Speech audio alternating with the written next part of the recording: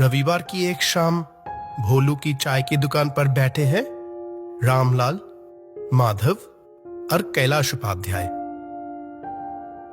गरम गरम अदरक वाली चाय की चुस्की लेते हुए बातें चल रही थी। ऐसे में चाय की दुकान पर आया एक नौजवान लड़का।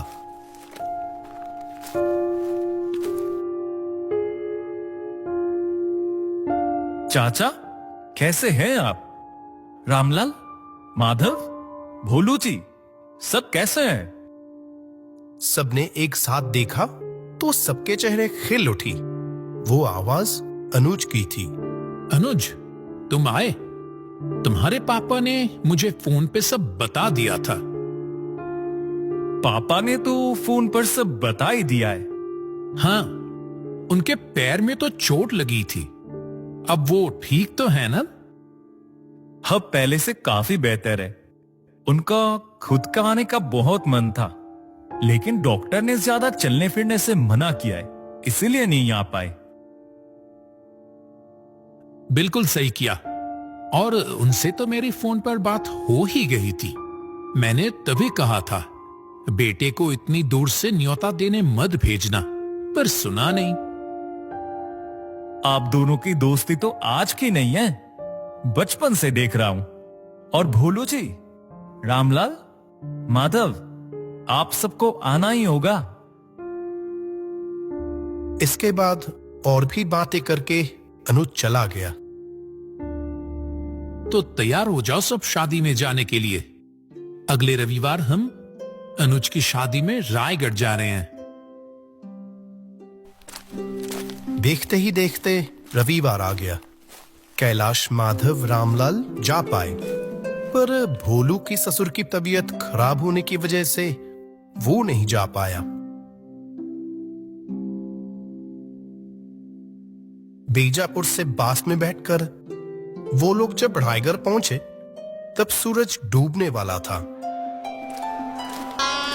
बस स्टैंड से कैलाश अपने दोस्त के घर पहुंचा और देखा कि वहां बहुत भीड़ है। सबके चेहरे पर खुशी की लहर थी। कैलाश को देखते ही उसका दोस्त बिरजू आकर उसे गले लगने चला। अरे, क्या कर रहा है? तेरा पैर पूरी तरह ठीक भी नहीं हुआ अभी। तू आया? तुम लोग भी आए? ये देखकर सच में मुझे बहुत अच्छा लग रहा है। मैं तो न्योता देने भी नहीं जा पाया। अरे, इस जमाने में ये सब कौन मानता है? तू अगर बेटे को नहीं भी बेचता तब भी मैं आता। तेरे साथ मेरा ऐसा रिश्ता है, हम तो बचपन के यार हैं। मैंने शादी नहीं की तो क्या? तेरे बेटे की शादी मतलब मेरे बेटे की ही शादी। वो तो है। ये कहकर बिरजू और कैलाश, दो पक्के दोस्त, गले मिलते हैं। माधव और रामलाल को उन दोनों की दोस्ती देखकर बहुत सुकून मिलता है। इस समय भला कितनों के बीच ऐसा रिश्ता देखने को मिलता है। चलो चलो, अंदर चलो। इतनी दूर से आए हो, पहले जाकर कुछ खाकर थोड़ा आराम कर लो, फिर बाकी सब बातें होंगी। सब घर के अंदर जाते हैं। सबसे मिलना जुलना होता है। देखते ही देखते शादी के दिन बीत जाते हैं। घर लौटने का दिन आ जाता है। कैलाश, कुछ दिन और नहीं रह सकता था? नहीं रे, स्कूल की छुट्टियां भी खत्म हो गई। नहीं रुक पाऊंगा, पर फिर आऊंगा। निकलने में भी कितनी देर हो गई। मैं तुम लोगों को बस स्टैंड तक छोड़ आता हूं। नहीं नहीं, तुझे जाने की कोई जरूरत नहीं है। घर पर अभी कितने लोग हैं, रास्ता तो पहचानता ही हूं। ठीक चला जाऊंगा। अच्छा, संभल कर जाना और पहुंचकर खबर देना। बस स्टैंड पहुंचकर उन्होंने देखा कि वो जगह सुनसान है, कोई कहीं नहीं है।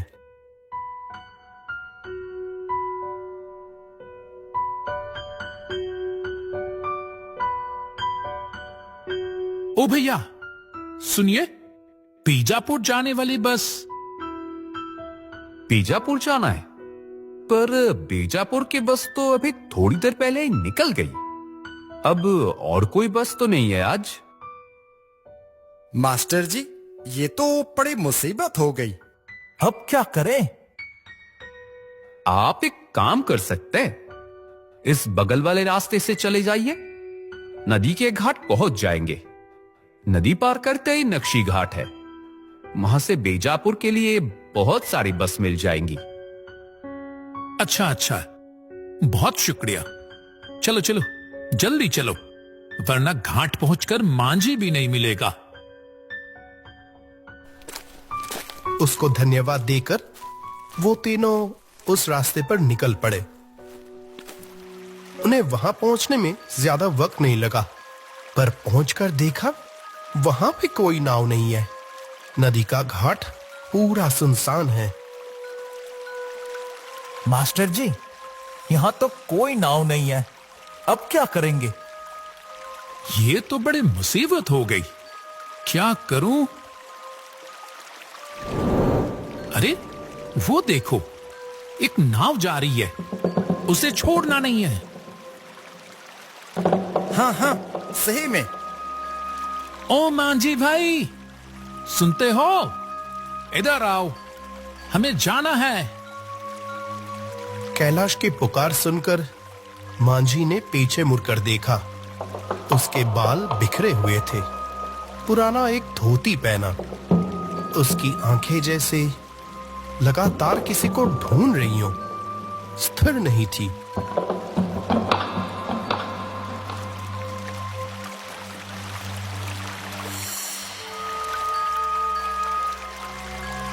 भैया, हमें नक्शी घाट तक पहुंचा दोगे? ज्यादा पैसे लगेंगे तो भी देंगे हम। ज्यादा पैसों की बात सुनते ही मांझी की आंखें चमक उठी। ज्यादा पैसे मिलेंगे? क्यों नहीं जाऊंगा, आइए, मुझे पैसों की बहुत बहुत जरूरत है। माधव, रामलाल, देर मत करो, फटाफट चले आओ। कैलाश के बाद रामलाल और माधव भी नाव पर चढ़ गए।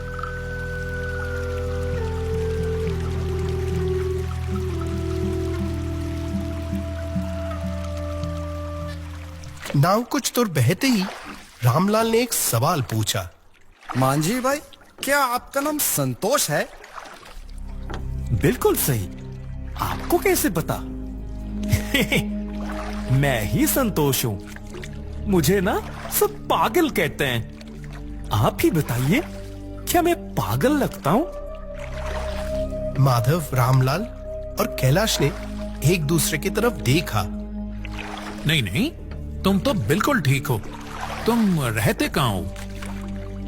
मेरा तो घर पास में ही है। मेरी बेटी की तबीयत बहुत खराब है। डॉक्टर ने कहा वो अब ज्यादा दिन नहीं बचेगी, पर मैं उसे कुछ नहीं होने दूंगा।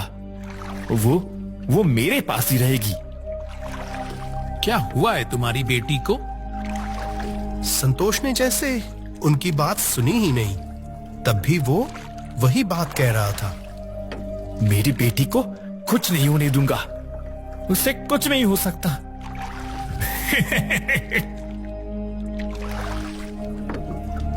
ये कहकर संतोष अजीब तरह से हंसने लगा। संतोष का मानसिक संतुलन बिगड़ चुका है, ये समझने में बाकी तीनों को जरा भी देर नहीं लगी। ऐसे में आसमान में बिजली गरज उठी, बूंद बूंद करके बारिश गिरने लगती है। एक और मुसीबत आन पड़ी। बस भी नहीं मिली, जैसे तैसे नाव मिली, तब बारिश शुरू हो गई। तेज हवा चलने लगती है, पर संतोष पर जैसे इसका कोई असर ही नहीं हो रहा था। बारिश लगता है और बढ़ेगी। नक्शे घाट पहुंचने में काफी वक्त लगेगा। अभी बारिश में भीगेंगे तो तबीयत खराब होना तय है। बिल्कुल सही कहा। आज रात कहीं रहने का कोई इंतजाम करना ही होगा। लगता है बहुत तेज बारिश आने वाली है। तो अब क्या करेंगे? कैलाश संतोष से कहता है। तेज बारिश आ रही है। आज रात को रहने का कोई इंतजाम कर सकते हो? संतोष बाकी तीनों को कुछ देर देखकर सिर खुजलाते हुए बोला, मेरा घर थोड़ी दूरी है, वहां रहेंगे क्या? संतोष से ऐसी बात सुनने की उम्मीद उन तीनों में से किसी को नहीं थी। लेकिन इससे तुम्हें कोई परेशानी तो नहीं होगी ना? क्या परेशानी होगी? मेरी बेटी बहुत खुश होगी, उसे लोग बहुत पसंद है। उसके अलावा मेरा और कोई नहीं है। क्यों? आपकी बीवी? वो खो गई है। संतोष की आंखों में आंसू चमक उठे। अच्छा, तुम्हारे घर ही चलो, तुम्हारी बेटी से हमारी भी मुलाकात हो जाएगी। खुश होकर संतोष नाव चलाने लगा। बारिश की रफ्तार और बढ़ गई थी। कुछ देर में संतोष की नाव एक पुराने टूटे हुए घाट पर रुकी। अंधेरा रास्ता, लग रहा था कि यहां लोगों का चलना बहुत कम है।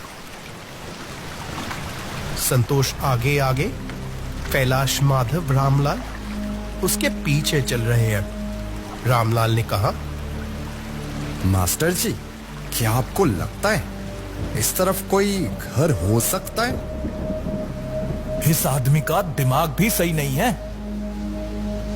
मैंने जितना समझा है, और कुछ हो ना हो, ये आदमी अपनी बेटी से बहुत प्यार करता है। चलो देख ही लेते हैं। शायद पैसों की कमी के लिए इलाज नहीं कर पा रहा। अगर कुछ मदद कर सकूं। आप तो मदद करेंगे ही। हमारे बीजापुर के कितने लोगों की आपने चुपचाप मदद तो किए ही जा रहे हैं। तब तक संतोष एक अंधेरे खंडर जैसे घर के सामने आकर रुका। ये लो, मेरा घर आ गया। इस जगह पर एक लड़की अकेली कैसे रह रही है, यही बात उन तीनों के मन में चल रही थी। क्या इस घर में सच में कोई है? कैलाश कुछ कहने ही वाला था कि तभी संतोष बोला, आइए आइए।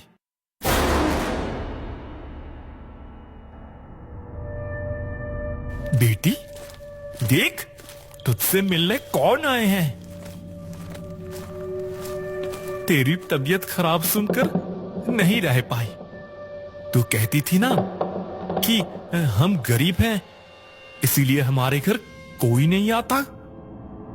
ठीक उसी वक्त एक भयानक सड़ी हुई बदबू तीनों की नाक से टकराई। देखिए हमारी बेटी को, ये यहां देखिए। अंधेरे में तो कुछ सही से दिख ही नहीं रहा है। उफ, कितनी भयानक बदबू है। रुको, मैं माचिस जला रहा हूं। कैलाश ने माचिस जलाते ही खौफनाक दृश्य उनकी आंखों के सामने था। कमरे के अंदर दो सड़ी गली लाशें पड़ी थी, एक आदमी की और एक छोटी बच्ची की। देखा मेरी बेटी को, अभी वो सो रही है। बेटी देख, तुझसे कौन मिलने आए हैं। लेकिन संतोष किसी को दिखाई नहीं दी। बस कहीं से उसकी आवाज गूंज रही थी, माधव, रामलाल, जल्दी चलो यहां से।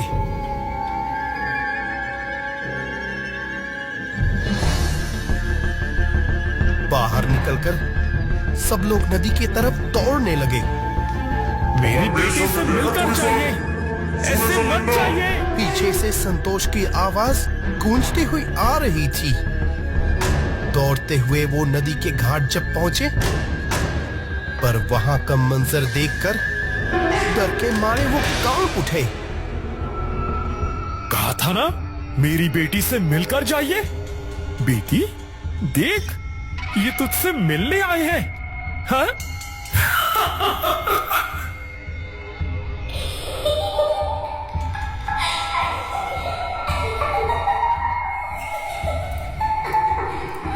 ऐसा खौफनाक दृश्य वो ज्यादा देर सहन नहीं कर पाए। होश खोकर जमीन पर गिर पड़े। अगली सुबह जब उनकी आंखें खुली तो वो नदी के किनारे पड़े थे। सामने कुछ लोग खड़े थे। नदी के किनारे जाते वक्त लोगों ने 3 अनजान आदमी को इस हालत में देखकर उन्हें जगाया। कैलाश ने उन्हें पिछली रात की पूरी कहानी सुनाई। उनमें से एक ने बताया, संतोष अपनी बेटी के साथ उसी घर में रहता था।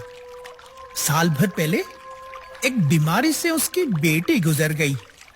उसने अपनी बेटी को बचाने की बहुत कोशिश की पर नहीं बचा पाया।